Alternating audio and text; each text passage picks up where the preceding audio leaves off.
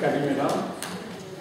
Je voudrais remercier tout d'abord l'EPAM pour ce colloque international avec une réussite.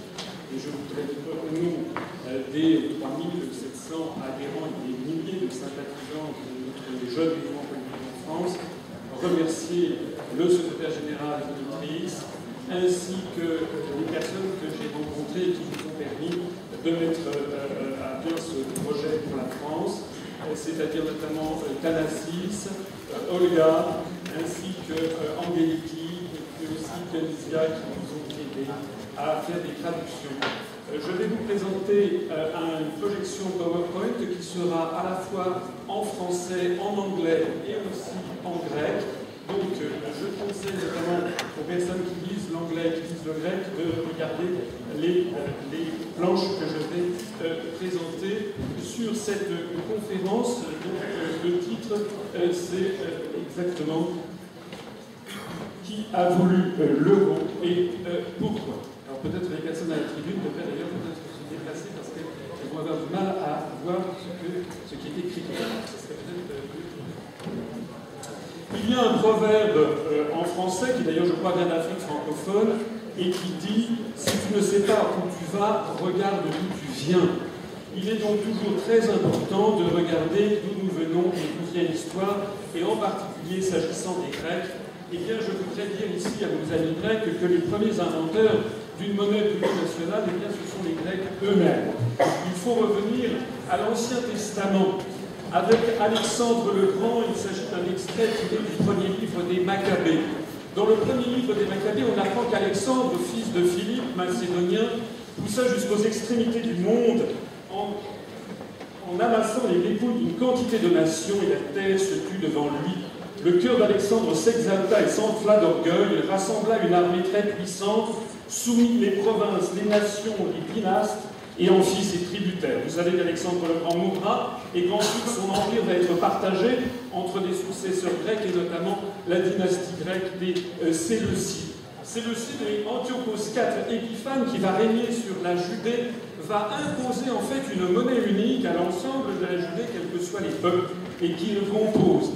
On lit dans le premier livre des Maccabées qu'en ces jours-là surgit d'Israël une génération de vauriens et qui séduisirent beaucoup de gens en disant « Allons, faisons alliance avec les nations qui sont autour de nous, car depuis que nous nous sommes séparés d'elles, bien des maux sont advenus. » Le roi Antiochos, il s'agit d'Antiochos IV Épiphane, publia ensuite dans son royaume l'ordre de n'avoir à former tous qu'un seul peuple et de renoncer chacun à ses coutumes. Toutes les nations se conformèrent à l'édit royal.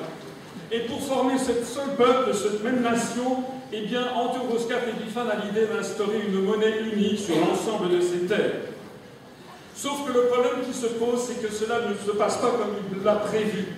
Un certain nombre de Juifs se révoltent contre l'autorité grecque, et puis au même moment, sous un de ses successeurs, qui va être Antiochos VII, eh bien, de nouveaux ennemis arrivent venus de l'est du pays et qui remettent en cause l'intégrité du territoire d'Antiochos VII. Donc son successeur va être obligé, Antiochos VII, qui règne sur la Judée entre moins 138 et moins 129 avant Jésus-Christ, est obligé de faire la paix intérieure pour pouvoir se battre face à ses ennemis extérieurs. Et pour faire la paix intérieure, eh bien, il va convoquer le chef des Juifs révoltés contre son autorité. Et qu'est-ce qu'il va lui dire? Il va lui dire « Le roi Antiochos a si mon grand prêtre Ethna et à la nation des Juifs, salut. Depuis que des malfaiteurs se sont emparés du royaume de nos pères, que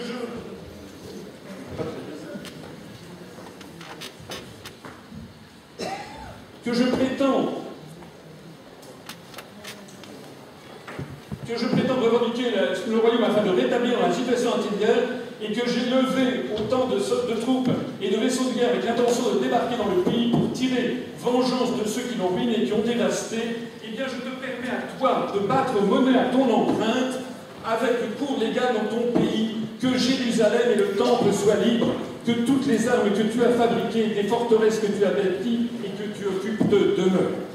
Ce qui est intéressant dans ce texte, c'est que c'est un texte qui date de plus de 2000 ans et que c'est la première fois que l'on trouve dans toute l'histoire de l'humanité l'idée que battre monnaie à son empreinte, c'est-à-dire avoir sa propre monnaie, eh bien c'est assurer la liberté de son peuple. C'est d'ailleurs ce qui se passera, puisque les Juifs fabriqueront effectivement leur propre monnaie sous le règne de Yochanan Hyrcanos, Jean-Yves Ier, entre moins 134 et moins 104 avant Jésus-Christ. Cette monnaie a été frappée à l'empreinte du grand prêtre des Juifs, conformément à la décision d'Antiochos VII. Alors, quels sont les enseignements de cette affaire? Depuis 2140 ans, la Bible, c'est-à-dire le livre par excellence de la culture judéo-chrétienne, cette sagesse des nations au confluent des influences juives, grecques et romaines, nous met en garde. La liberté d'un peuple est consubstantielle à son droit de battre monnaie à son empreinte. La monnaie, c'est la souveraineté d'un peuple. La monnaie, c'est la liberté d'une nation et aussi, et c'est ça la bonne nouvelle, une monnaie plurinationale n'est jamais durable.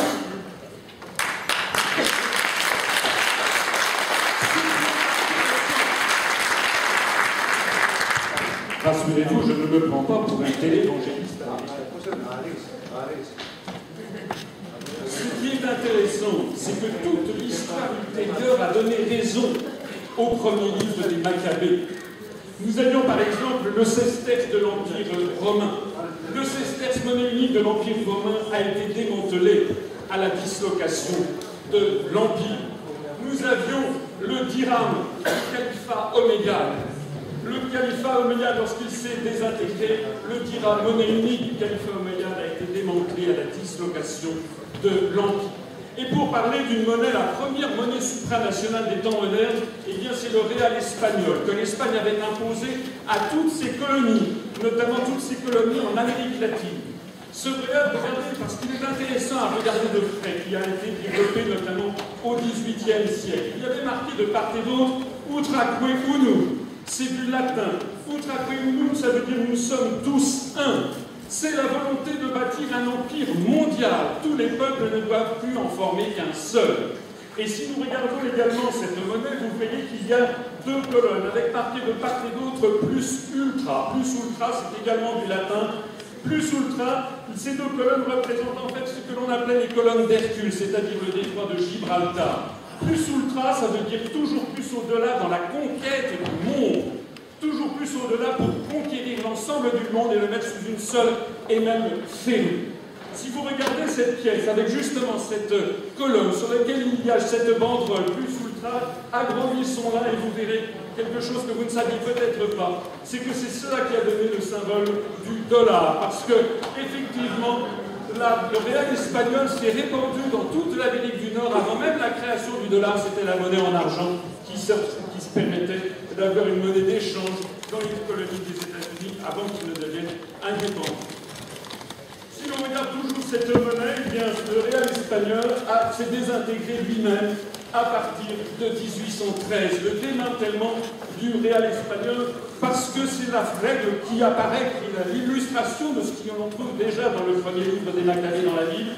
En 1813 apparaît le peso argentin avec la libération de l'Argentine de la colonisation espagnole. En 1817, le peso chilien. En 1821, le peso colombien. En 1822, le réal péruvien. En 1824, le réal mexicain. En 1825, le peso bolivien. De 1830 à 1879, selon un processus un peu chaotique, le bolivar du Venezuela et enfin le dernier, le balboa panaméen, qui était d'ailleurs une création américaine, qui a été cette monnaie a été d'ailleurs créée en l'espace de 3 semaines. Nous avions le koulouch, qui était la monnaie unique de l'Empire ottoman, qui s'était répandue sur tout l'Empire ottoman, y compris sur la Grèce, qui a fait partie de l'Empire ottoman. Eh bien, de la même façon que le réal espagnol, de la même façon que le sesterce, que le dinar du califat omeyyade, eh bien, à partir de 1828 et jusqu'en 1918, nous allons assister au démembrement du koulouch, de cette monnaie unique de l'Empire ottoman, avec, eh bien, en 1828, la création d'une très monnaie avec un magnifique nom, le phénix. Le phénix grec sous le gouvernement de Capodistria. Cette monnaie ne durera d'ailleurs pas très longtemps, quelques années seulement, parce qu'il y aura une forte inflation. Et puis très rapidement après, à partir de 1832, c'est la réapparition de la drachme grecque qui avait disparu pendant plus de 1700 années sans qu'elle n'existe auparavant. C'était une monnaie de l'Antiquité qui avait disparu, qui avait été éclipsée pendant 1700 ans. Vous voyez que c'est un formidable message d'espoir que nous transmet l'histoire. De la même façon, en 1834, du démembrement du Kourouch est apparu la livre égyptienne, en 1867 le roumain, en 1868 le dinar serbe, en 1881 le lève bulgare. La couronne était la monnaie unique de l'Empire austro-hongrois. On voit ici sur cette photo François Ferdinand et Sophie Chotek, sa femme, qui sont quelques instants avant d'être assassinés à Sarajevo en 1914, en juin 1914. Eh bien, comme vous le savez, ça sera le coup d'envoi de la Première Guerre mondiale, d'où découlera la dislocation de l'Empire austro-hongrois. Cet Empire austro-hongrois qui avait une couronne. La couronne de l'Empire austro-hongrois, eh bien, de 1919 à 1922, le démembrement de l'Empire austro-hongrois provoquera le démembrement de la couronne austro-hongroise.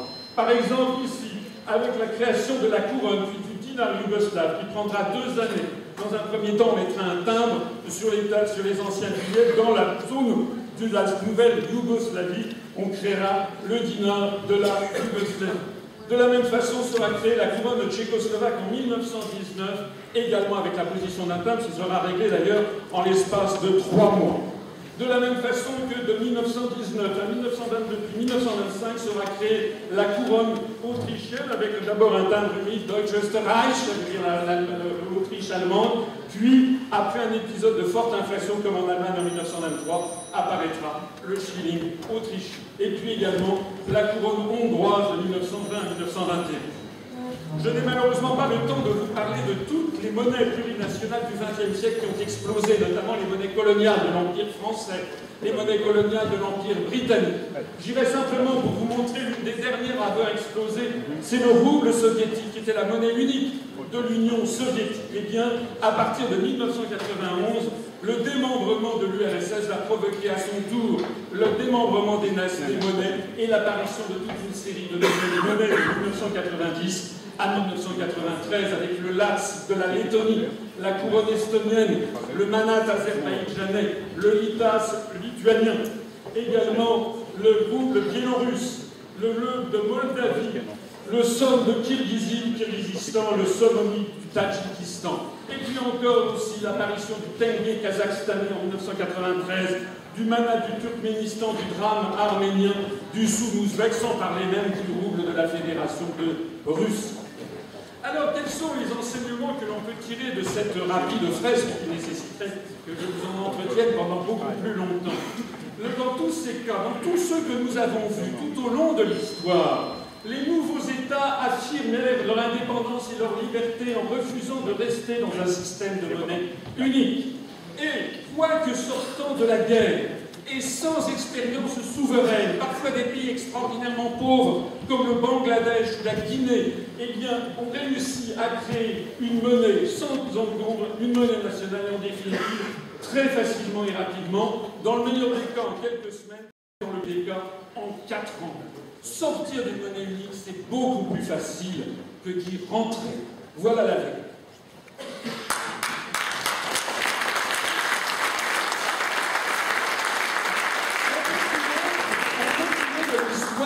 Enseignements que je vous suggère de garder à l'esprit. Le premièrement, c'est que la création d'une monnaie supranationale est un classique de toute volonté impériale de colonisation. Depuis plus de 2000 ans, le concept sous-jacent des monnaies supranationales, c'est toujours le même. Sous couvert de faire le bien des peuples concernés, il s'agit d'imposer une monnaie unique, en pensant qu'elle fera naître un sentiment collectif d'appartenance à une même communauté de destin. On va agir sur les substructures économiques, on va penser qu'on va créer un peuple nouveau, et on va lui imposer au passage une même politique budgétaire, économique et financière. C'est ce qu'avait fait la France dans son empire colonial, le Royaume-Uni dans son empire colonial, l'Espagne dans son empire colonial, et c'est exactement ce qui se passe actuellement en Europe. L'objectif primordial d'une monnaie supranationale n'est jamais technique et financier.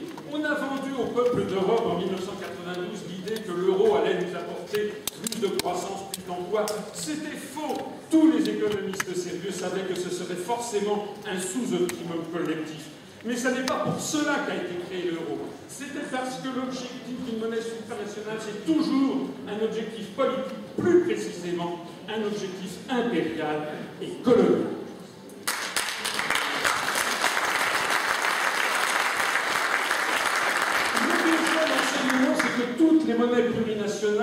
se sont toujours disloqués, c'est quand même la bonne nouvelle. À toutes les époques, sur tous les continents, dans toutes les civilisations, sous tous les régimes politiques, économiques et sociaux, dans le combat de David contre Goliath, c'est toujours David qui finit par imposer sa volonté. C'est la misérable Bolivie qui a triomphé de l'Espagne royale, la minuscule Lettonie de l'Union soviétique, le tout petit Laos contre l'Empire français, l'Émirat du Bahreïn contre l'Empire britannique. N'ayez pas peur, c'est toujours celui qui est le peuple, même le plus petit, qui finit par triompher des empires.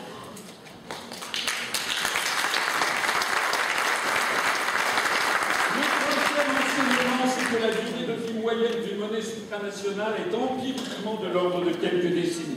Je n'ai pas le temps de vous entrer dans le détail, mais disons qu'en moyenne, ça dure entre 50, 60, 70 ans, parfois 2-3 siècles, parfois beaucoup moins. On a vu des monnaies plurinationales qui vont durer une vingtaine d'années. Je rappelle que l'euro a été créé formellement dans les échanges interbancaires en 1999 et il est arrivé dans notre porte-monnaie en 2002. Ça veut dire que nous en sommes à peu près 13-14 années de création de l'euro. C'est encore très bref. Il faut laisser du temps à l'histoire. Mais la suite des événements est écrite. Le quatrième enseignement, c'est que les monnaies nationales qui avaient disparu dans une monnaie supranationale ont toujours réapparu. La drachme grecque, j'en parlais tout à l'heure, est réapparue après une éclipse de plus de 2000 ans. Le dirham marocain est réapparu après une éclipse de plus de 1100 ans. Le dong vietnamien est réapparu après une éclipse de 66 ans au nord, de 73 ans au sud, après que la France avait imposé la piastre indo-chinoise. Le lac Soleilton est réapparu après une éclipse de 53 ans. Je pourrais vous en donner comme ça des dizaines d'exemples. Le cinquième enseignement, c'est que l'euro, en fait, contrairement à ce que l'on vous a dit, l'euro n'a rien d'original. C'est très banal, l'euro. C'est une monnaie dépendant d'un pouvoir central impérial dont l'objet est de coloniser les peuples. Derrière le réel espagnol, il y avait la monarchie espagnole. Derrière le koulouche de l'Empire ottoman, il y avait la Sublime Porte, il y avait le sultan ottoman.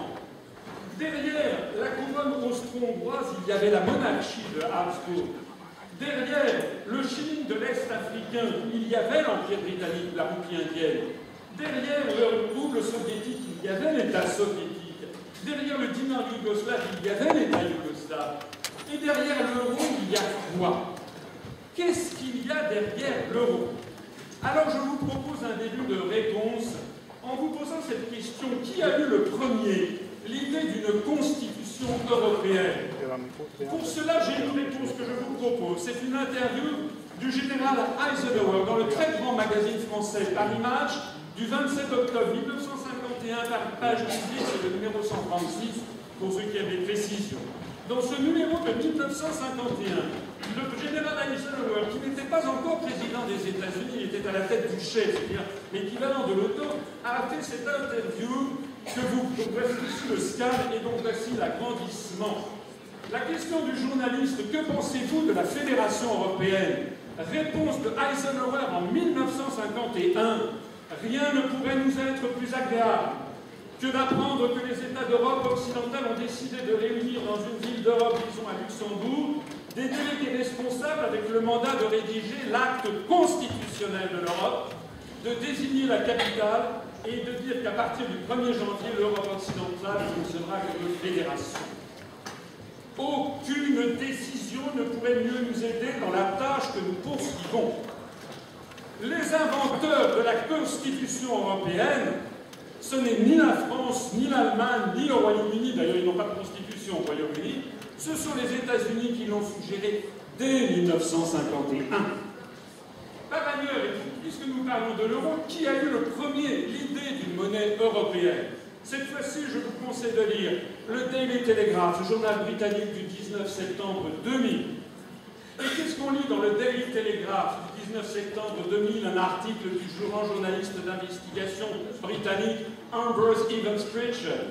Il décrit des documents secrets du gouvernement américain qui viennent d'être déclassifiés, puisqu'effectivement, vous savez que le gouvernement des États-Unis est obligé d'obéir à la loi américaine et donc de déclassifier au bout de 30 ans un certain nombre de documents secrets d'État. Donc là, nous avons la preuve exacte, tangible. Il n'y a pas de discussion possible, il ne s'agit pas de complot, de conspiration, il s'agit d'une stratégie qui a été révélée par les documents déclassifiés de l'administration américaine. Des documents secrets du gouvernement américain qui viennent d'être déclassifiés montre que la communauté des services secrets américains a mené une campagne tout au long des années 50 et 60 afin de promouvoir l'unification européenne. Les dirigeants du mouvement européen, Ratzinger, le visionnaire Robert Schuman, l'ancien Premier ministre belge Paul-Henri Spaak, étaient tous traités comme des employés par leurs parrains américains, des employés des services secrets américains. Le rôle des États-Unis fut camouflé, comme pour une opération secrète. L'argent de l'AQE, c'est-à-dire de l'American Committee for United Europe, provenait des fondations Ford et Rockefeller, et aussi bien que de milieux d'affaires ayant des liens étroits avec le gouvernement américain. Et puis, c'est là qu'on arrive au sommet de cet article fondamental, une note émanant de la direction Europe, note donc déclassifiée, trouvée par le journaliste d'investigation britannique Ambrose Evans Pritchard, une note émanant de la direction Europe datée du 11 juin 1965, conseille au vice-président de la Communauté économique européenne, à l'époque Robert Marjolin, de poursuivre de façon cachée, subreptice, de camoufler l'objectif d'une union monétaire. Cette note recommande d'empêcher tout débat jusqu'au moment où l'adoption de telles propositions deviendrait virtuellement inévitable. Ce sont donc aussi les États-Unis d'Amérique qui ont eux aussi voulu qu'il y ait une monnaie européenne et qui ont dit d'ailleurs aux dirigeants de l'Europe, depuis 1965, d'y aller discrètement, de ne jamais en parler au peuple, de faire en sorte qu'il n'y ait jamais le moindre débat, de la même façon que de nos jours. La même chose se poursuit avec un autre sujet qui est le grand marché transatlantique. Il n'y a pas de débat. Tout est fait derrière le dos des peuples d'Europe.